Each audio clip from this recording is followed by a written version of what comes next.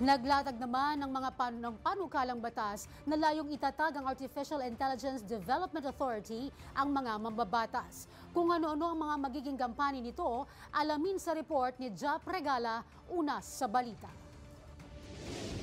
Sa pagdinig ng Committee on Information and Communications Technology, tinalakay ang mga panukalang magtatatag ng regulasyon at pamantayan para sa artificial intelligence, isang teknolohiya na may malaking potensyal pero may kaukulang panganib para sa mga Pilipino.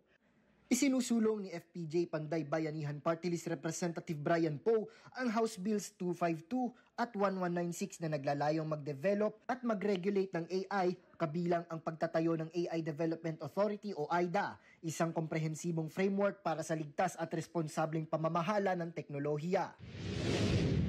Mr. Chair, this bill is an act of responsible governance.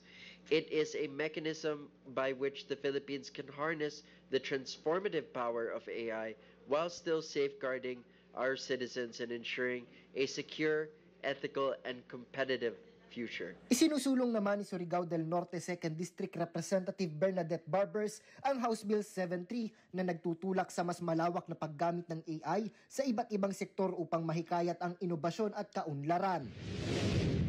This bill positions the Philippines to fully harness the benefits of AI while protecting our people from its risk.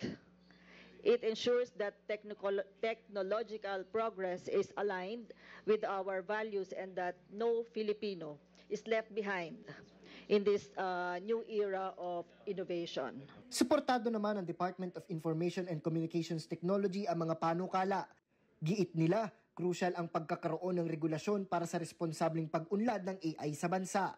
Umaasa ang mga mambabatas na maaaprubahan ang mga panukala sa gitna ng paglaganap ng fake news, misinformation at abuso sa paggamit ng artificial intelligence. Giit nila, ang mga batas na ito ay naglalayong patatagin ang seguridad at proteksyon ng mga Pilipino. Nauuna sa mga balitang totoo at laging bago.